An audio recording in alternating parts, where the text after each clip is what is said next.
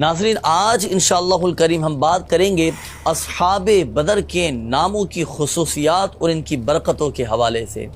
17 رمضان المبارک کو کہا جاتا ہے یوم بدر، اور قرآن مجید فرقان حمید میں اسے کہا گیا ہے یوم الفرقان۔ آپ جانتے ہیں ناظرین، اصحاب بدر کے ناموں کی کیا خصوصیات ہیں اور کیا کمال کی ان کے ناموں کی برکتیں ہیں۔ علماء کرام نے لکھا ہے کہ اللہ پاک نے اصحاب بدر کے ناموں میں بہت برکتیں رکھی ہیں۔ ان کے ناموں کے وسیلے سے دعا کی جائے تو مرادیں پوری ہو جاتی ہیں، دعائیں قبول ہو جاتی ہیں، اور الحمدللہ سبجل اصحاب بدر کے ناموں کی برکت سے مریضوں کو شفائیں نصیب ہو جاتی ہیں، چوروں لٹیروں سے حفاظت ملتی ہے، اگر کوئی بے روزگار ہو تو بے روزگاری دور ہو جاتی ہے، اور الحمدللہ سبجل ان ناموں کی برکت سے روزگار نصیب ہو جاتا ہے۔ الغرض کیسی ہی مشکل ہو، کیسی ہی پریشانی ہو، اصحاب بدر کے ناموں کے وسیلے سے دعا کیجئے گا، انشاءاللہ الکریم مشکلات ٹل جائیں گی اور مرادیں پوری ہو جائیں گی۔ اور علماء کرام رحمہم اللہ السلام نے لکھا ہے کہ ان ناموں کی اہم ترین برکت یہ ہے کہ جو ان ناموں کا ورد کیا کرے اللہ پاک اسے ولایت کا تاج عطا فرما دیتا ہے۔ اللہ اکبر۔ اللہ پاک ان مبارک اسماء کی برکتیں ہم سب کو نصیب فرمائے۔ غزوہ بدر میں شریک ہونے والے ان صحابہ کرام علیہم الرضوان کے مبارک نام یہ ناظرین آپ کو کتابوں میں بھی مل جائیں گے، انہیں حاصل کیجئے، ان کو لکھ کر اپنے پاس رکھیے، گھر میں رکھیے، ان پاک ناموں کی برکتوں سے دعائیں مانگیں، انشاءاللہ الکریم اللہ کی رحمت سے بے شمار برکتیں ہمیں نصیب ہوں گی۔ اور الحمدللہ سبجل یہ اصحاب بدر کے مبارک نام آپ کو سیرت مصطفیٰ کتاب میں بھی یہ مل جائیں گے، چاہیں تو اس کتاب میں سے بھی آپ ان مبارک ناموں کو پڑھیے گا، پڑھ کر گڑ گڑا کر اللہ پاک کی بارگاہ میں دعا کیجئے گا، انشاءاللہ الکریم 17 رمضان المبارک کی اور ان مبارک اسماء کی برکتیں ہم سب کو نصیب ہوں گی۔ اللہ پاک اصحاب بدر کے صدقے ہم سب کی جملہ بیماریاں، پریشانیاں، آزمائشیں، تکالیف، دکھ، درد، غم، رنج سب دور فرما دے، ہمیں بس دنیا اور آخرت میں عافیت عافیت عافیت اور سلامتی نصیب فرمائے۔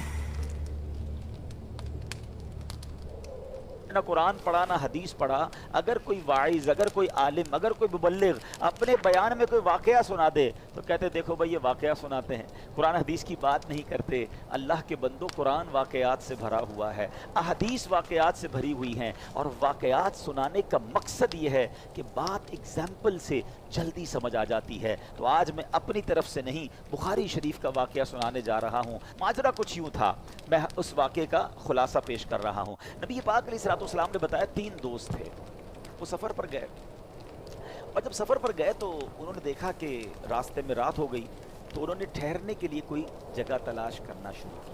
آج تو بڑا ماڈرن زمانہ ہے، ہم کہیں ٹریول پر جائیں، بائی روڈ جائیں، دنیا میں کہیں بھی ہوں، رات گزارنی ہو تو موٹیل، ہوٹل یا کوئی نہ کوئی ریسٹ ہاؤس مل جاتا ہے۔ اس زمانے میں تو ایسا تھا نہیں، کیونکہ نبی پاک کو بھی آلموسٹ 1450 سال آپ کے دور کو ہو گئے، اور آقا پچھلے دور کا واقعہ سنا رہے ہیں۔ It means thousands years ago، اتنی پرانی بات ہے۔ اس زمانے میں تو ایسا کچھ نہیں تھا۔ اس زمانے میں لوگ کہاں رکتے تھے؟ کوئی غار ڈھونڈ لیتے تھے، کوئی کیو ڈھونڈتے تھے، اور وہیں جا کر رات گزار لیتے۔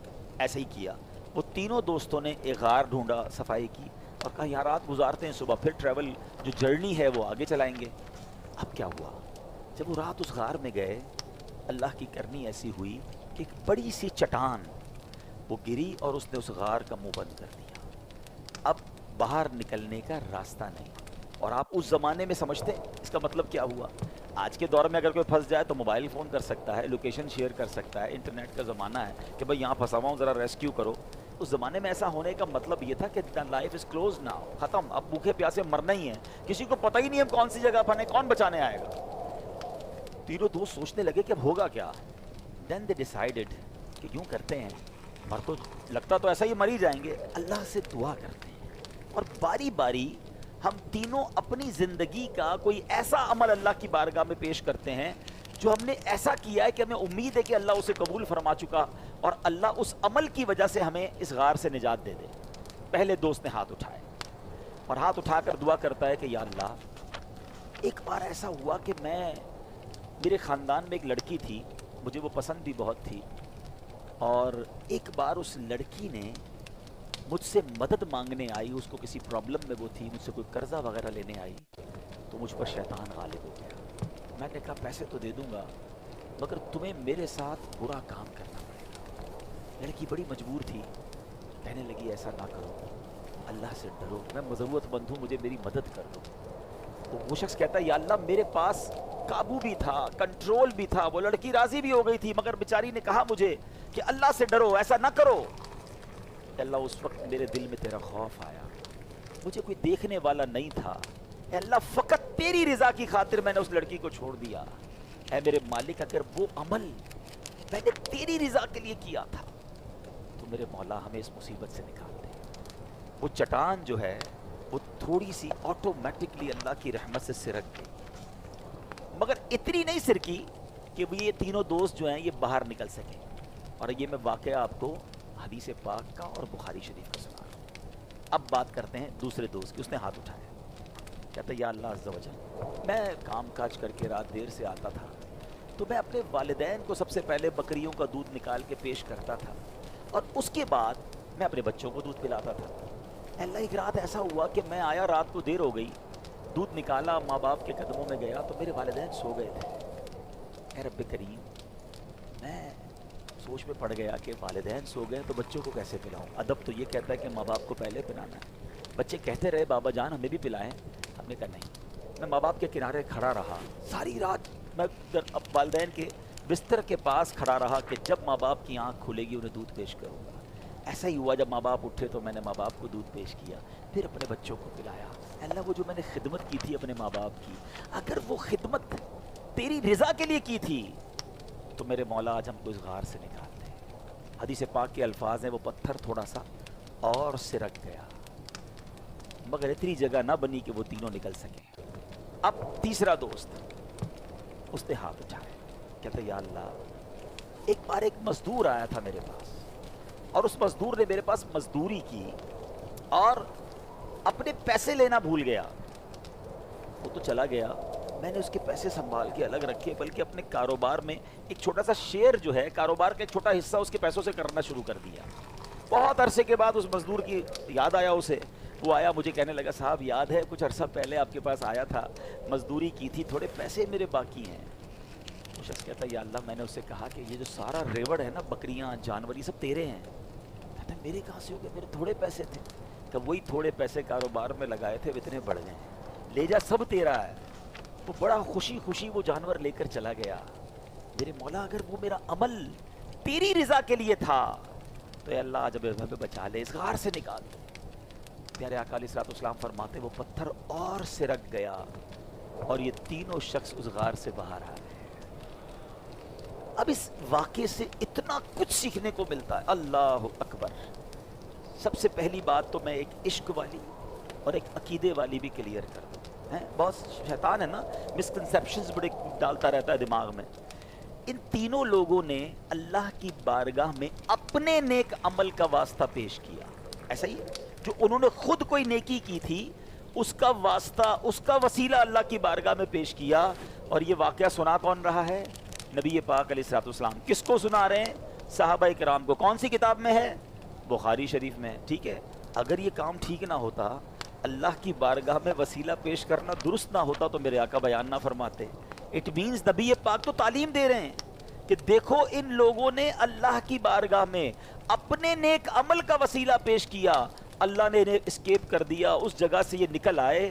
تو میرا سوال یہ ہے، ہم گناہ گار، ہم سیاہ کار، سراپا خطا کار، ہم اپنے نیک عمل کا واسطہ پیش کریں وہ رب قبول فرما لے، جو سراپا عبادت گزار غوث اعظم ہوں، عبادت کے شہنشاہ صحابہ کرام ہوں اور سب کو عبادت سکھانے والے نبی پاک علیہ الصلوۃ والسلام ہوں، اگر کوئی امتی نبی پاک کا واسطہ پیش کرے کہ اللہ میری دعا قبول کر لے، مجھ سے مصیبت ٹال دے، صحابہ کا واسطہ پیش کرتا ہوں، اولیاء کا واسطہ پیش کرتا ہوں، تو یہ تو حدیث پاک سے سیکھنے کو مل رہا ہے۔ تو ایسی کسی بات میں کوئی کنفیوژن دماغ میں نہیں آنی چاہیے۔ اب تھوڑا سا آگے چلتے ہیں، یہ تین عمل کیا تھے؟ یہ تینوں عمل بڑے امپورٹنٹ ہیں اور بڑے ریلیونٹ ہیں ہم سب سے۔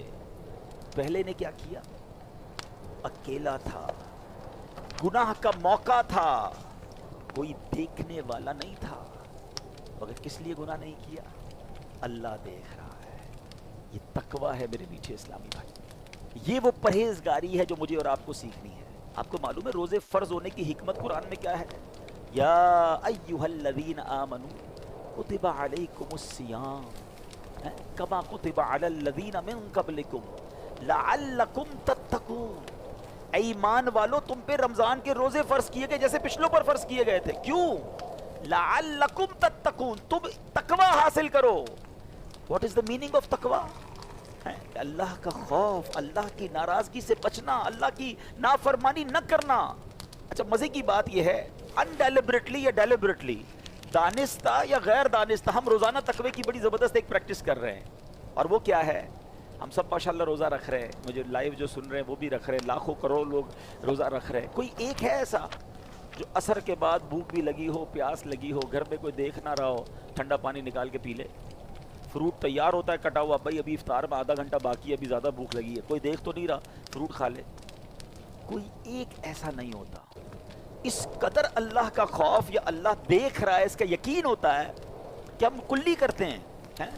کلی میں منہ میں پانی چلا گیا نا، اب منہ میں پانی ہے، حلق کتنا دور ہے، ایک قطرہ نہ چلا جائے اس کا خیال رکھ رہے ہوتے ہیں، ورنہ ایک کلی لے لیں اندر کون دیکھ رہا ہے؟ مگر کوئی ایسا نہیں کرتا، کوئی نہیں دیکھ رہا، مگر کون دیکھ رہا ہے؟ کون دیکھ رہا ہے؟ اب یہی تو سوال ہے کہ جب تم روزہ رکھ کے کھانے پینے کی چیزیں اس لیے نہیں لے رہے کہ اللہ دیکھ رہا ہے، تو آنکھوں سے حرام دیکھتے وقت یہ کیوں نہیں سوچتے کہ اللہ دیکھ رہا ہے؟ کانوں سے حرام سنتے وقت یہ کیوں نہیں سوچتے کہ اللہ دیکھ رہا ہے؟ حرام روزی کماتے وقت کیوں نہیں سوچتے کہ اللہ دیکھ رہا ہے؟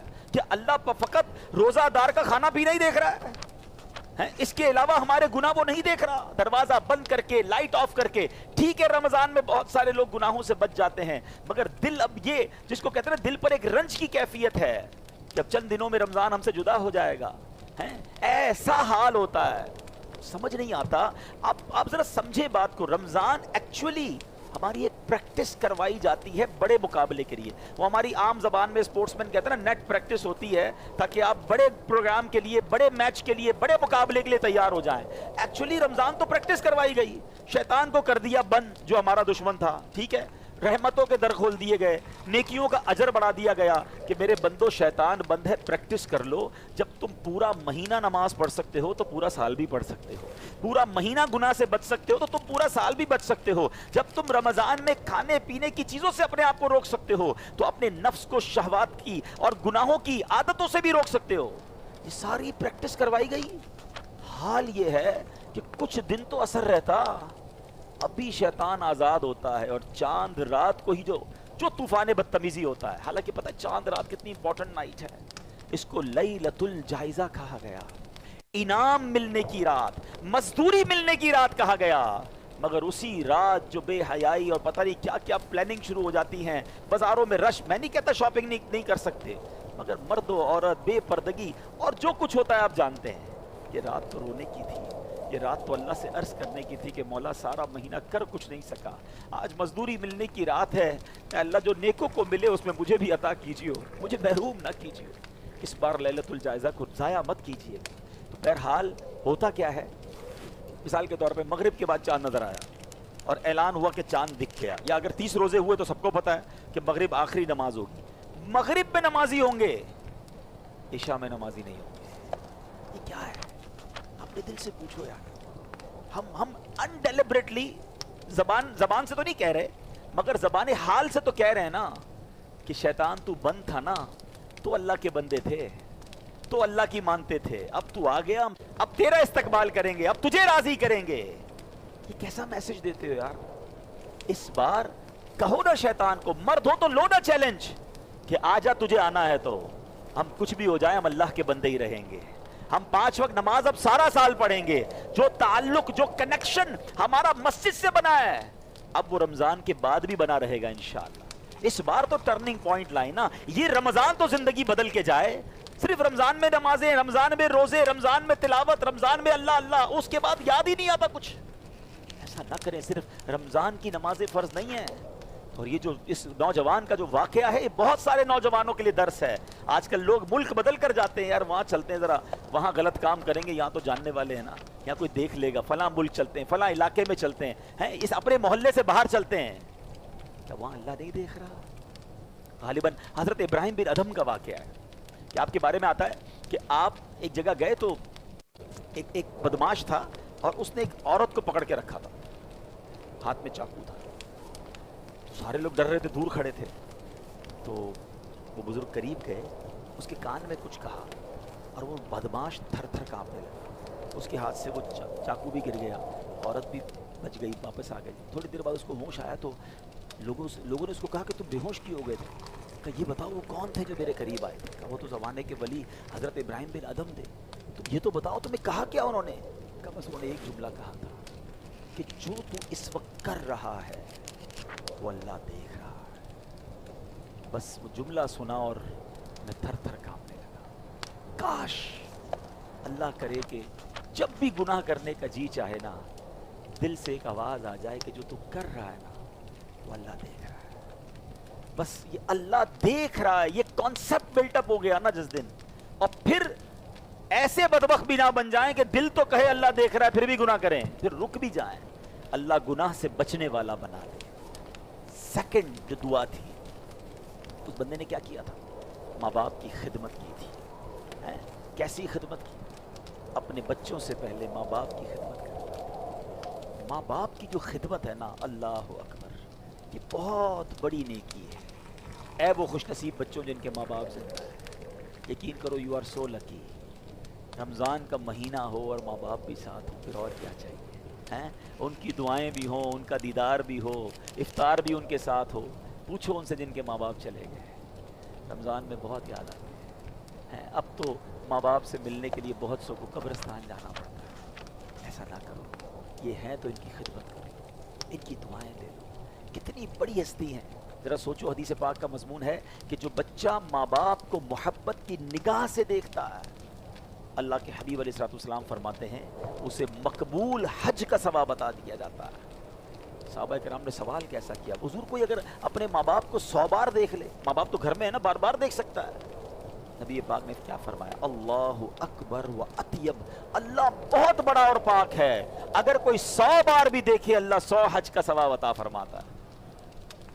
ہائے ہائے ہائے, گھر میں ماں باپ. اچھا اب ذرا سمجھداری والی بات سمجھو نا, محبت سے دیکھنے پر حج کا ثواب ہے, پیر دبانے کا ثواب کتنا ہوگا, کھانا کھلانے کا اپنے ہاتھ سے ثواب کتنا ہوگا, ان کو ہاسپٹل لے جانے کا ثواب کتنا ہوگا, ان کی ویل چیئر چلانے کا ثواب کتنا ہوگا, کبھی والد صاحب کو پکڑ کر اٹھانے کا ثواب کتنا ہوگا. کبھی سوچا آپ نے؟ اتنی نیکیاں ہیں تمہارے گھر میں. حدیث پاک کا مضمون ہے, میرے آقا فرماتے ماں باپ ہی تیری جنت ہے, ماں باپ ہی تیری دوزخ ہے. اٹ مینس ماں باپ کی خدمت کر لی نا, ان کو راضی کر لیا تو پھر جنت ہے. لیکن بہت ساری نیکیاں بھی ہیں, اور ماں باپ ناراض ہے نا تو پھر تمہیں جہنم سے بچانا مشکل ہے, پھر جہنم ٹھکانہ بن جائے گی. پلیز سمجھو بات, ماں باپ کو ناراض نہ کرنا, ماں باپ کی دعائیں لیجئے.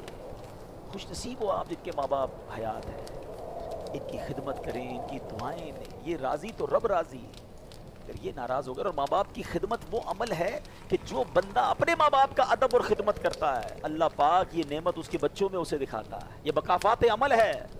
جو اپنے ماں باپ کے ناراض کرتا ہے پھر اس کے بچے بھی اس کے نافرمان ہو جاتے ہیں. کتابوں میں پتہ کیا لکھا ہے؟ باپ کا ادب یہ لکھا ہے کہ باپ کے آگے بیٹا ایسا رہے جیسے غلام رہتا ہے. غلام کا مطلب کیا ہوتا ہے؟ Always ready to serve, ready, تیار ہوں میں خدمت کے لیے. مگر آج حال یہ ہو گیا کہ بوڑھے باپ جو ہے وہ بیٹے کے آگے غلام نظر آتا ہے کہ بیٹا تھوڑا میرا کام کر دے. نہیں ابو نہیں ہے, میرے پاس ٹائم نہیں ہے. ارے تھوڑے پیسے دے دے, یہ تو میرے ہیں, آپ نے کیا کمایا تھا, میرے ہیں. کیا ماں باپ کو یہ کہیں گے کہ یہ میرے ہیں اور یہ آپ کے ہیں؟ کبھی زندگی میں یہ مت کہنا. ہم جو کچھ ہے وہ ماں باپ کی وجہ سے ہیں.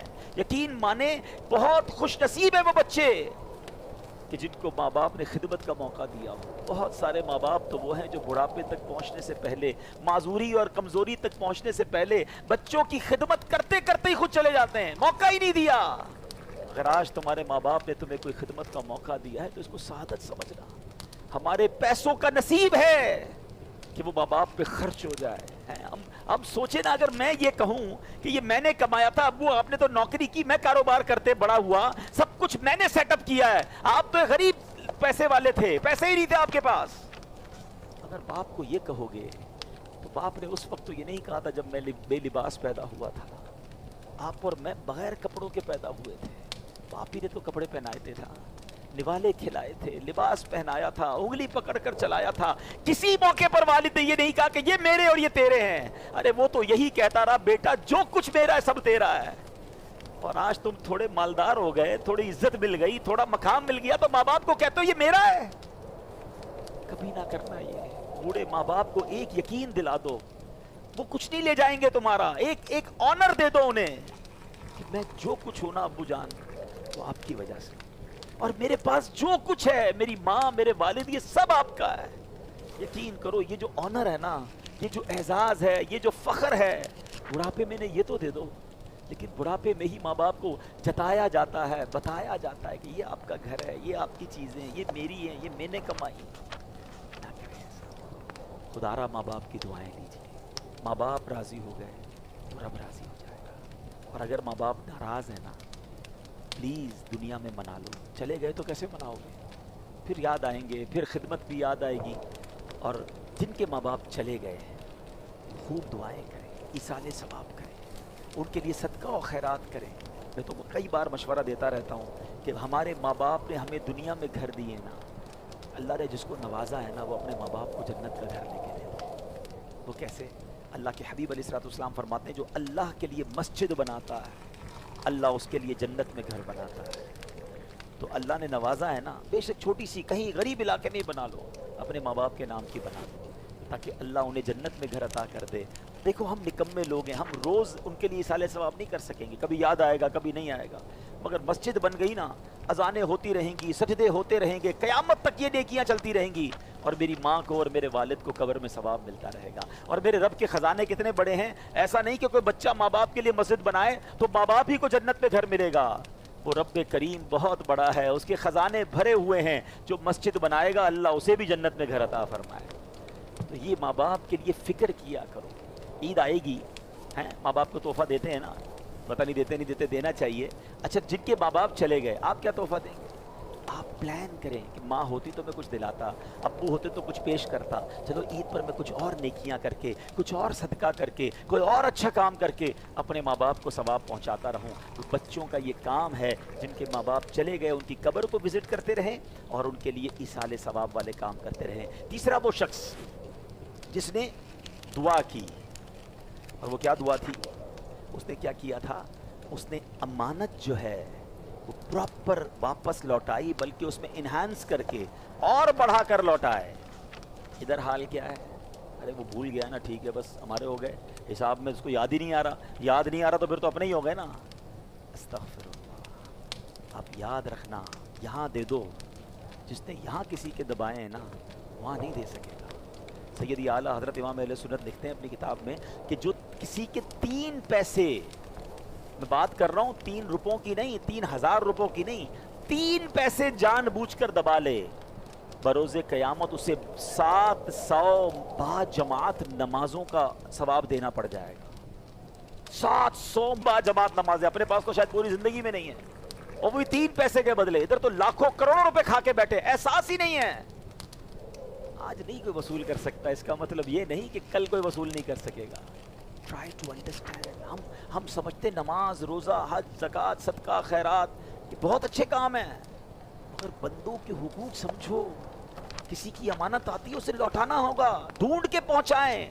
آپ سمجھتے یار میرے پاس پیسے وہ لینے ہی نہیں آتا، وہ لینے نہیں آتا، آپ پہنچائیں اسے، ڈھونڈیں اسے، اس کے وارثوں کو ڈھونڈیں.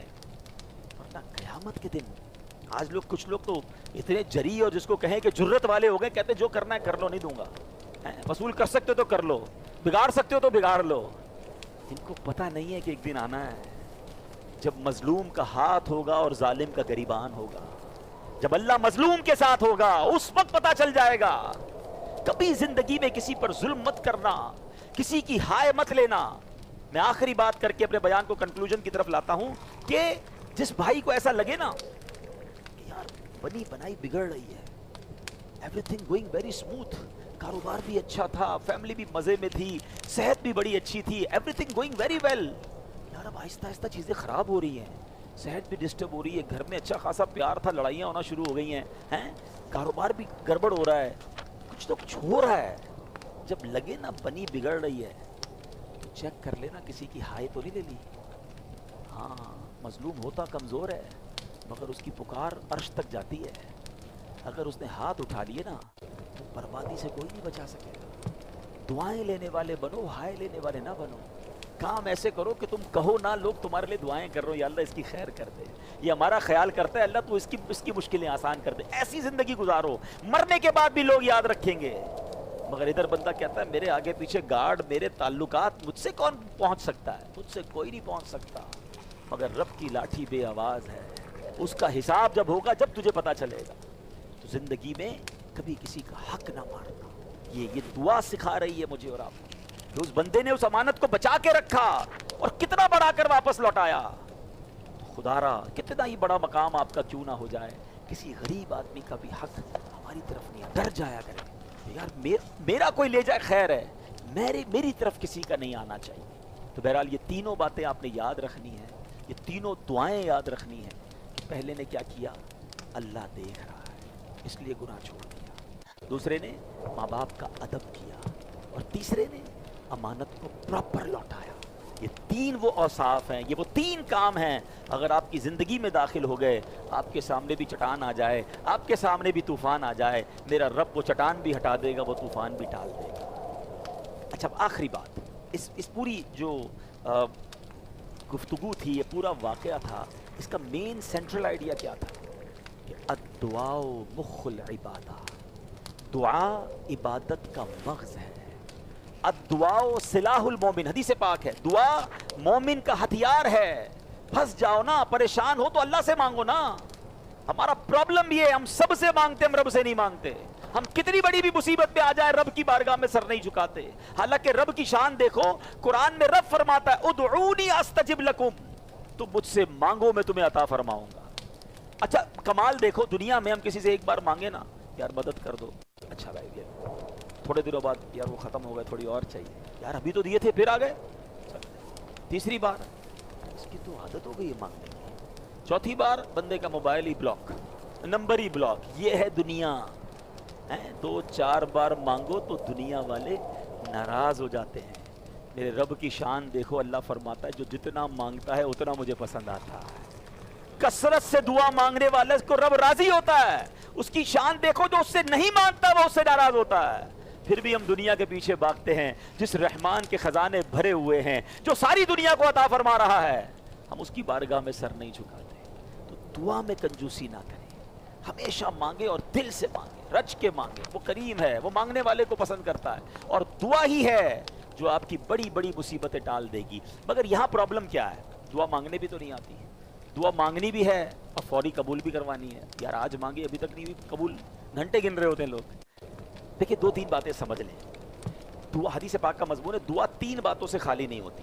یا تو جو آپ مانگے وہ مل جاتا ہے, یا بندے کا کوئی گناہ معاف کر دیا جاتا ہے, یا ایک روایت میں یہ بھی آتا ہے کہ کوئی بلا آ رہی ہوتی ہے وہ ٹال دی جاتی ہے, یا اس بندے کے لیے کوئی ایسا ثواب قیامت کے دن جمع کر دیا جاتا ہے.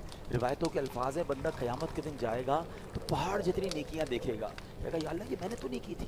کہ یہ وہ دعائیں جو تم نے دنیا میں مانگی تھیں وہ ہم نے اس کا ثواب آخرت کے لیے جمع کر رکھا ہے. کہتا کاش میری دنیا میں کوئی دعائی قبول نہ ہوتی, اتنا ثواب, اتنا اجر. It means whenever we make دعا, ہماری ہر دعا میں فائدہ ضرور دے رہی ہے. اچھا اب جو میں مانگ رہا ہوں وہ نہیں ملتا, وہ انسان چونکہ نا فوری طور پہ رزلٹ چاہیے. تو یہ بات آج سمجھ لو, بہت بڑی مسکنسیپشن آج آپ کی کلیئر ہو جائے گی. مثال کے طور پہ لوگ کہتے ہیں حضرت آپ نے تو کہا تھا تاک رات کو دعا قبول ہوتی ہے, ہم نے تاک رات کو مانگی پھر بھی قبول نہیں ہوئی. کعبے کو دیکھ کر دعا مانگو, میں تو کعبے کو دیکھ کر پہلی نظر میں دعا مانگی, اللہ بیٹا دے دے, 10 سال ہو گئے بیٹا ہی نہیں ملا. میں تو فلاں مزار پہ بھی گیا, فلاں بزرگ سے بھی دعا کرائی, عرفات کے میدان میں دعا کی. یہ جو وسوسے ہیں نا, یہ انسان کو اللہ سے دور کر دیتے ہیں. اب اس کا جواب سن لو, آج انشاءاللہ کلیریفائی ہو جائے گا. ٹھیک ہے, آپ کا ایک چھوٹا بیٹا ہو یا بھائی ہو, اس کا گلا خراب ہے, ٹھیک ہے, بہت زیادہ فلو ہو اسے, اور وہ ضد کرنے لگے کہ ابو جی میں نے آئس کریم کھانی ہے, میں نے ٹھنڈا شربت پیا ہے, ہاں بتائیے کھلائیں گے؟ رو رہا ہے, نہیں مجھے کھانا ہے, آپ کھلائیں گے؟ اچھا ایک دوست برابر میں بیٹھا ہے, وہ کہہ رہا ہے یار کیسے ظالم باپ ہو جاتا, بیٹا رو رہا ہے اس کو کیوں نہیں کھلاتے آئس کریم؟ آپ ایک جواب دیتے ہیں, میں والد ہوں, مجھے پتا ہے اس کو کب کیا دینا ہے, ایسا ہی ہے نا. اب ذرا میرا جملہ دل پر ہاتھ رکھ کے سننا. تم والد ہو, تمہیں پتا ہے کب بیٹے کو کب کیا دینا ہے, میرے مالک کو نہیں پتا مجھے کب کیا دینا ہے. ہمیں پتا ہے یہ بچہ رو رہا ہے, رونے دو اسے, اس کو دوں گا تو یہ اور بیمار ہو جائے گا. میں بھی رو رہا ہوں, یا اللہ مال دے دے, وہ نہیں دے رہا, کیا پتا وہ مال ملنا تھا اور ایمان جانا تھا. اللہ بہترین فیصلہ کرنے والا ہے. میں بیٹا مانگ رہا ہوں, وہ نہیں دے رہا. کیا ایسے بیٹے نہیں دیکھے جو باپ کو گھر سے باہر نکال دیتے ہیں؟ اللہ بہترین فیصلہ کرنے والا ہے. جس دن تم رب پر بھروسہ کرنے والے بن گئے, رب سے تمہارا توکل کا لیول یہ ہو گیا کہ یا اللہ جو تو نے دیا وہ بھی تیری مہربانی, جو نہیں دیا وہ بھی تیرا بہترین فیصلہ. آپ بلیو کریں آپ کی لائف پرسکون ہو جائے گی. ہمارا پرابلم یہ ہے, پلاٹ لینے جاتے ہیں, سودا ہو گیا تو بڑے خوش, نہیں ہوا تو موڈ آف, یار بڑی اچھی ڈیل نکل گئی. لیکن جس دن تمہیں یہ یقین ہوگا نا کہ یہ ڈیل نکلی بھی اس لیے ہے کہ رب نے چاہا ہے, یہی میرے لیے بہتر ہے, تمہارا کام بنے گا تو بھی الحمدللہ, نہیں بنے گا تو ثم الحمدللہ. ریلیکس رہو گے, اللہ پر بھروسہ کرنا سیکھ جاؤ. وہ رب ہمارے لیے بہترین فیصلہ کرنے والا ہے. جب وہ ماؤں سے زیادہ چاہنے والا ہے تو ہماری ماں ہمارے لیے کبھی رانگ ڈیسیژن نہیں لیا اس نے, تو وہ رب تو رحیم و کریم ہے. پلیز یہ بہت بڑی محرومی ہے کہ بندہ اپنے رب سے بدگمانی کرے, اپنے رب کے بارے میں عجیب بات کرے کہ میری سنتا نہیں ہے. ارے وہ کریم ہے, وہ جو تمہارے لیے بہتر ہے تمہیں عطا فرماتا ہے. ایک اور سوال, مثال کے طور پہ آپ نے دعا کی, یا اللہ میری کاروبار میں برکت ڈال دے. آپ کی دکان کی سیل 10,000, کل بھی 10,000, تیسری دن دعا کی تو 9,999 ہو گئی. آپ نے کہا دعا کرتا جا رہا ہوں, سیل تو بڑھ نہیں رہی, دعا کرنے کا فائدہ کیا ہے؟ میں آپ سے سوال کرتا ہوں, سیل نہیں بڑھی لیکن باہر نکلنا تھا, آپ کا ایکسیڈنٹ ہونے والا تھا, ٹانگ ٹوٹنے والی تھی. حدیث کے الفاظ ہیں, بندے پر بلا اترتی ہے, دعا جا کے اس کو روک لیتی ہے, انٹرسپٹ کر لیتی ہے. بتاؤ تمہاری ٹانگ ٹوٹنے سے اللہ نے بچا لیا, یہ بڑی قبولیت تھی یا پیسے بڑھ جاتے وہ قبولیت تھی؟ بھروسہ تو کرو رب پر, ہر وقت دعا مانگو, دل سے مانگو, گر گڑا کے مانگو, یقین سے مانگو, تو ضرور عطا فرمائے گا. ایک آخری وسوسہ, وہ کیا ہے؟ وسوسے تو بہت سارے ہیں, آج کے بیان کا آخری وسوسہ, پھر کسی اور بیان میں اس کو کنکلوڈ کریں گے. یار میں نماز بھی پڑھتا ہوں, روزے بھی رکھتا ہوں, تلاوت بھی کرتا ہوں, کچھ لوگ تہجد بھی ماشاءاللہ پڑھتے ہیں, حج بھی کیے, عمرے بھی کیے, میرے کام بنتے نہیں, میں مانگوں تو ملتا نہیں. میرا ایک دوست ہے, ایک وقت کی نماز پڑھتا نہیں, سارے کام اس کے الٹے, مگر اس کے سارے کام سیدھے ہو رہے ہیں, کاروبار بھی ترقی ہے اس کی, تو جناب کاروبار میں بھی مسئلہ کوئی نہیں, میری صحت ٹھیک نہیں ہوتی, اس کو ہوتا ہی کچھ نہیں ہے. یہ کیا مسئلہ ہے؟ شیطان ہے نا, انسان کے دماغ میں ڈالتا ہے, یار میں اتنی عبادت کروں, اس کو تو کچھ مجھے ملتا نہیں, اس کو مل ہی جا رہا ہے. اب سنو حدیث پاک, میرے آقا علیہ الصلوۃ والسلام کے فرمان بھی کتنے پیارے. حدیث پاک کا مضمون ہے کہ جب کوئی فاسق, فاجر, کافر, غیر مسلموں کو دیکھ کے بھی کچھ لوگ کہہ رہے ہوتے ہیں نا, یار دیکھو ان کو کتنا ملا ہے, وہ کتنا خوش ہیں, ان کو پرسکون بھی ہے, اور ان کی جناب باغات بھی ہیں, تو موسم بھی اچھا, چہرے بھی اچھے, سارا ہی اچھا ہی اچھا ہے. اس کے لیے کافروں کے لیے تو ایک حدیث سن لو, اس کا مضمون یہ ہے کہ دنیا مومن کے لیے قید خانہ ہے, کافر کے لیے جنت ہے, اور آخرت انشاءاللہ مومن کے لیے جنت ہوگی, کافر کے لیے قید خانہ ہوگا. اب آپ کی مرضی ہے دنیا جنت بنانی ہے یا آخرت کی جنت چاہیے, تو اس پہ غمزدہ نہ ہوا کریں. اچھا اب آتے ہیں اس بات پر کہ دعا قبول کیوں نہیں ہوتی, دوسروں کی ہو جاتی ہے. اللہ کے حبیب علیہ الصلوۃ والسلام فرماتے ہیں, جب کوئی فاسق, حدیث کا مضمون, جب کوئی فاسق, فاجر, کافر اللہ سے دعا مانگتا ہے تو اللہ فرشتوں سے فرماتا ہے اس کا کام جلدی کر دو, مجھے اس کا مانگنا پسند نہیں آ رہا, اس کی آواز پسند نہیں ہے, اس کا پکارنا پسند نہیں ہے. اور جب اللہ کا پیارا کوئی دعا مانگتا ہے نا, اللہ فرشتوں سے کہتا ہے اس کا کام نہ کرنا, اس کو اور مانگنے دو, مجھے اس کا پکارنا پسند آ رہا ہے, مجھے اس کا مانگنا پسند آ رہا ہے. میں آپ سے ایک سوال کرتا ہوں, خدا کی قسم مجھے جو مانگو کچھ نہ ملے, ایک بار اللہ فرشتوں سے کہہ دے کہ میرے اس بندے کو مانگنے دو, مجھے اس کا مانگنا پسند آ رہا ہے, میری تو زندگی وصول ہو گئی نا. میرے مالک کو میرا مانگنا پسند آ رہا ہے, اور کیا چاہیے مجھے؟ تو پلیز جلدی نہ مچایا کرو, اگر دیر ہو رہی ہے تو وہ تمہارے لیے بہتر ہے, وہ تمہارے لیے تمہارے حق میں اچھا ہے, مگر دعا سے نہ بھاگا کرو, رچ کے دعا کیا کرو, گر گڑا کر دعا کیا کرو, اور جس کو کہتے ہیں فوکس سے مانگا کرو.